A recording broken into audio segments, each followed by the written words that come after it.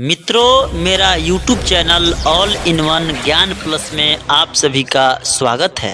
आज की कहानी एक चिड़िया और बहेलिया की कहानी है, जो किस तरह से चिड़िया बहेलिया शिकारी की जाल में फंस जाती है और लाख विनती करने के बाद भी वो बहेलिया शिकारी उस चिड़िया को छोड़ता नहीं है।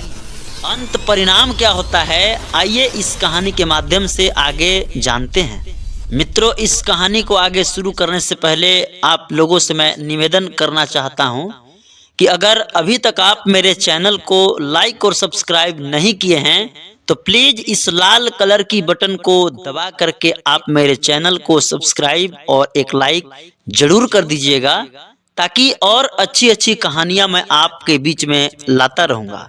तो चलिए आज की कहानी को शुरू करते हैं।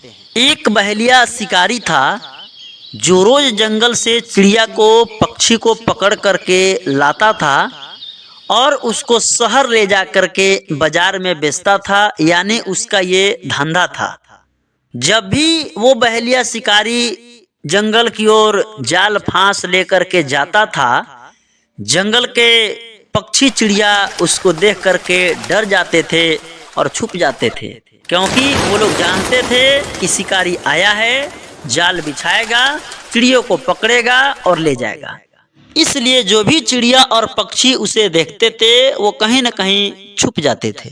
एक दिन जब बहेलिया शिकारी जंगल गया तो देखा कि एक जगह पर बहुत सारी चिड़िया झुंड बना करके दाना चुंग रही थी, और उस चिड़ियों की झुंड में एक ऐसी चिड़िया के छोटी बच्ची चिड़िया थी जो अभी ठीक से उड़ना भी शुरू नहीं किया था। जैसे बहेलिया शिकारी उस चिड़ियों के झुंड में जाल को फेंकता है, उस बहेलिया शिकारी के जाल में वो छोटी चिड़िया फंस जाती है और बहेलिया शिकारी उस छोटी चिड़िया को पकड़ लेता है।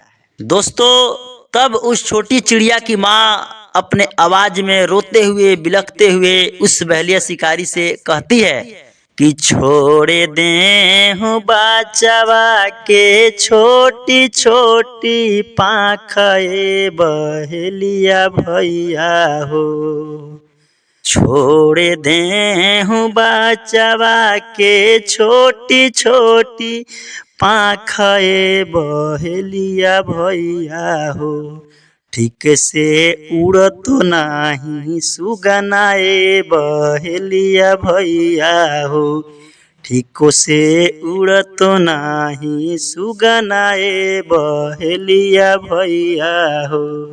साथियों, इस तरह से वो छोटी चिड़िया की माँ उस शिकारी के आगे रोती रही, बिलखती रही, लाख विनती की अपने बच्चे को छुड़ाने के लिए, लेकिन वो बहेलिया शिकारी ने उस चिड़िया की बात को नहीं मानी और उसके बच्चे को नहीं छोड़ी। मित्रों, तब वो चिड़िया उस बहेलिया शिकारी को श्राप देती है कि जाओ बहेलिया शिकारी, जिस तरह से हम अपने छोटे बच्चे के वियोग में तड़प तड़प करके रो रहे हैं, मर रहे हैं, एक दिन ऐसा समय आएगा कि तुम भी अपना बच्चा के वियोग में तड़पोगे और मरोगे, ये मेरा श्राप है। और कुछ देर के बाद वो चिड़िया अपने बच्चे के खातिर तड़प तड़प के अपना प्राण त्याग देती है। बहुत समय बीतने के बाद एक दिन जब वो बहेलिया शिकारी जंगल में शिकार करने के लिए जा रहा था, तभी उस शिकारी बहेलिया का बेटा अपने पिता के साथ जंगल जाने के लिए जिद करने लगता है। पिता अपने बच्चा को बहुत समझाता है, डराता है कि बेटा, जंगल में भालू होते हैं, जंगल में शेर होते हैं, जंगल में खतरनाक जानवर होते हैं, तुम अभी बच्चा हो, तुम जाओगे, खतरनाक जानवर तुमको खा जाएंगे, पकड़ लेंगे। बहुत प्रयास करने के बाद भी वो बच्चा नहीं मानता है और जंगल जाने के लिए जिद करता है। इसलिए अंत में बहेलिया शिकारी को अपने साथ अपने बेटा को जंगल ले जाना पड़ता है। जंगल में जाने के बाद वो बहेलिया शिकारी चिड़ियों की खोज में इधर उधर भटकता है, देखता है, अपना योजना बनाता है, जाल बिछाता है। तब तक उसका लड़का घूमते फिरते उससे कुछ दूर चला जाता है। दूर चले जाने के बाद उधर बहुत ही घना जंगल होता है और तब तक इसी बीच में उस बहेलिया शिकारी की बेटा को बाघ ने पकड़ लेता है। जब बाघ पकड़ता है, उसका बेटा जोर से चिल्लाता है और अपने बेटा की आवाज को सुनकर वो बहेलिया शिकारी दौड़ा हुआ भागा हुआ नजदीक जाता है और नजदीक जाने के बाद देखता है कि उसके बच्चा को बाघ ने अपने जबड़ा में पकड़ रखा है।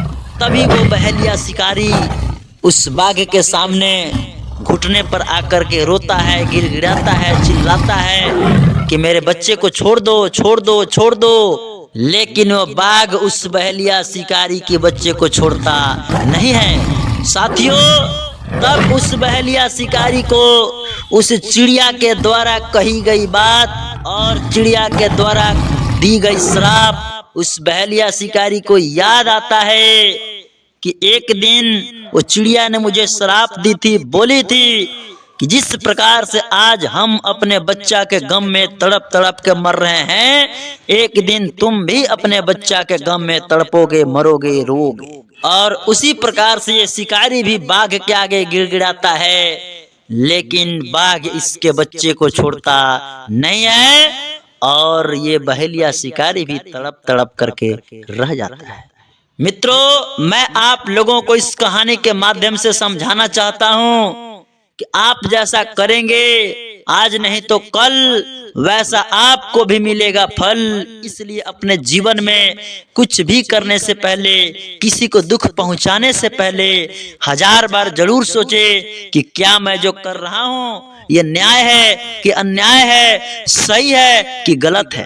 मित्रों, मेरी कहानी आप लोगों को पसंद आई होगी तो मैं फिर से आप लोगों से एक बार रिक्वेस्ट करना चाहूंगा कि अगर आप मेरे चैनल को सब्सक्राइब और लाइक नहीं किए हैं तो लाल कलर की बटन को दबा करके प्लीज मेरे चैनल को सब्सक्राइब कर दें, ताकि इसी तरह की मनोरंजन की कहानियां मैं आप लोगों के बीच में लाता रहूं और आप लोगों के दिल को बहलाता रहूं।